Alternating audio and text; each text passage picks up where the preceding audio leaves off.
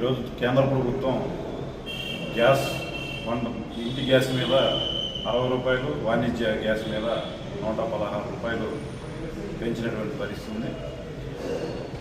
Iran మీద America, Israel చేస్తున్నటువంటి యుద్ధం కారణంగా ప్రపంచ దేశాలకి గ్యాస్ సరఫరా ఆగిపోతున్నటువంటి నేపథ్యంలో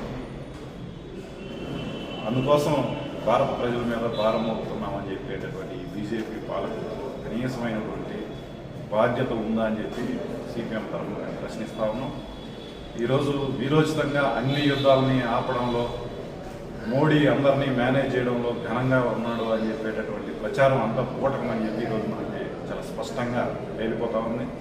ఈరోజు భారతదేశానికి గ్యాస్ వచ్చేటటువంటి పరిస్థితి లేదు అని తెలిసిన వెంటనే కేవలం గ్యాస్ కంపెనీ కార్పొరేట్ వర్గాలకు లాభాలు చేకూర్చేటటువంటి పద్ధతుల్లో ప్రజల మీద భారాలు వేసే విధంగా ఈరోజు కేంద్ర ప్రభుత్వం వ్యవహరిస్తూ ఉంది. ఇప్పటికే అనేక ధరలు పెరిగిపోయి సతమతమవుతున్నటువంటి ప్రజల మీద ఈ గ్యాస్ ధరలు పెరగడం అంటే గోరు చుట్టుపైన రోకట్ పోట్ లాంటిది అనేది మనకు స్పష్టంగా అర్థమవుతుంది. రెండో వైపున వాణిజ్య ధరలు పెరగడం ద్వారా చిన్న చిన్న వ్యాపారులు తోపుడు బళ్ళ మీద, గొంతుల్లోనూ, రోడ్ల మీద వ్యాపారం చేసేటటువంటి వాళ్ళ మీద మరిన్ని భారాలు పడతాయి. వాళ్ళ మీద భారాలు పెరిగిన తర్వాత ఆటో డ్రైవర్లు, భవన నిర్మాణ కార్మికులు, హమాలీలు, రోడ్ల మీద ఇడ్లీలు, చిరుతిళ్ళు తినేటటువంటి వాళ్ళ మీద కూడా భారాలు పెరగబోతున్నాయి. ఈ విధంగా అసంఘటిత రంగ కార్మికుల మీద, ప్రజల మీద పెద్ద ఎత్తున భారాలు పడుతున్నటువంటి గ్యాస్ ధరలను వెంటనే ఉపసంహరించాలని సిపిఎం తరఫున మేము డిమాండ్ చేస్తా ఉన్నాం.